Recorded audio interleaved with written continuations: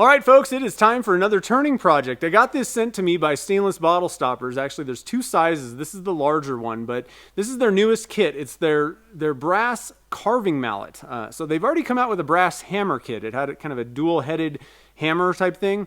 This is more for carving, for kind of tapping on chisels and having a lot of fine control. It's got that mass because of the brass material, and you can kind of carve with it or do, whatever you want to do with it, but that's kind of the intention. That's what this shape is usually used for, or typically. So we got this thing. I'm ready to turn this thing up, and I got a blank ready. I've been holding on to this thing for quite a while. We cast this probably 6 months ago, I don't know, a long time ago at this point, but we have some snake sheds cast in resin, and so I think I used Amazing Clear Cast plus epoxy, and so we'll have to see how this goes. I don't know how well it bonded with the resin and all that kind of stuff, but I thought it looked pretty darn cool, and I thought it'd be a really neat handle for this kit.